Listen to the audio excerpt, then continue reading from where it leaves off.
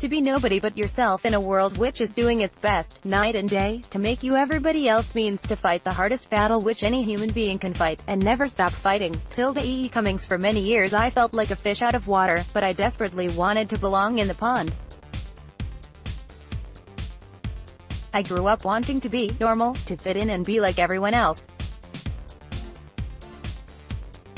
As a result, I was not in touch with who I was because I didn't think there was another choice.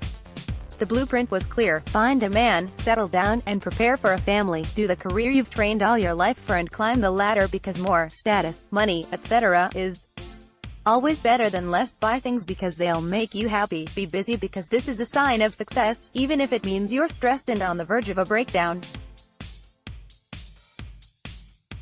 Yeah, I did all those things and it didn't make me happy, and for many years I denied the things that would.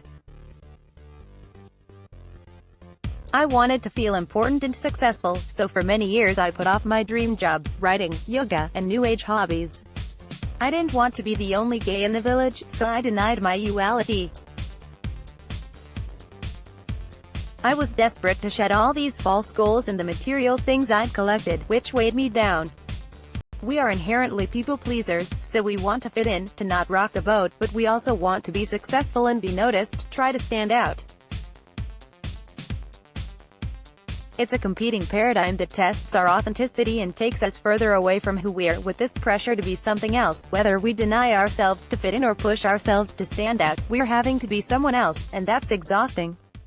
This was certainly true for me, and I tried both. Scared of being different, I adopted other people's styles and opinions and shaped my life to look like everyone else's, the job I had, the people I hung out with, and the hobbies I pursued.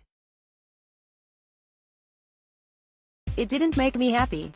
In fact, it was an exhausting act in a play that didn't feel like my life at all. When I got older, I began to feel pressure in the other direction, to get noticed, to stand out. When I started dating, there was a pressure to dress up to be noticed and get picked. Similarly, at school there was a pressure to try to be top of the class, be noticed, get picked for the team. As I climbed the career ladder, I felt the pressure to stand out again, to be more extroverted despite my introvert tendencies, to speak up, be the hard-nosed businesswoman, to chase down the big promotions and be noticed by the bosses, to be picked again. Two pressures in opposing directions, but the same results. None of it was me, and both related to my need to please people, conforming and doing what I thought I should, not what was deep in my heart. Hell, I hadn't even known what that was given how little attention I'd paid to it over the years. It can be our people-pleasing tendencies that compel us to conform or try to stand out, but our fear of failure is also a huge contributing factor. We don't want to fall short of society's ideals, not be like everyone else, not make our parents proud, or not fit the mold for success. We don't want to be left on the shelf or be seen as different, undesirable, or unsuccessful. I spent my life doing what I felt I should, what those around me did, what felt normal, even when it didn't feel right, even when it disconnected me further and further away from myself. It was only when I felt burnt out and exhausted from a lifetime of acting and feeling desperately unhappy that I thought things must change.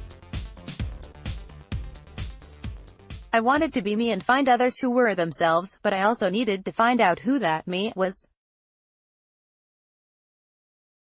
My resulting action was quite drastic. I quit my corporate career, left my relationship of 7 years, and traveled around the world in search of answers.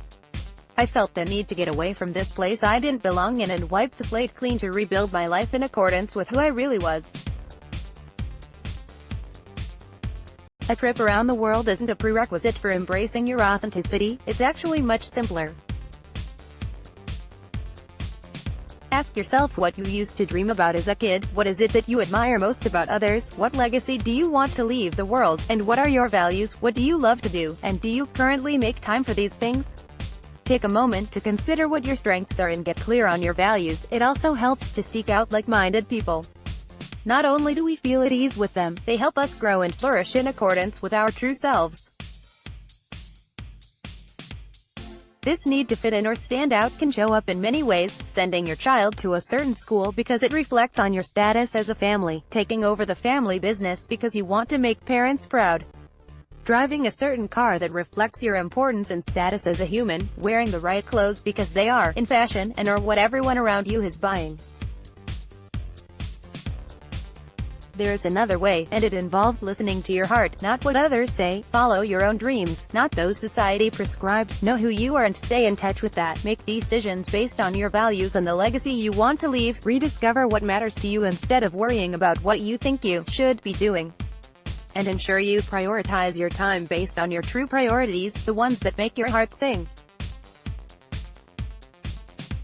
About Jess Stewart. After a successful career in the corporate HR world, Jess decided to follow her passion in health and wellness as a coach, speaker, and author. A qualified yoga instructor,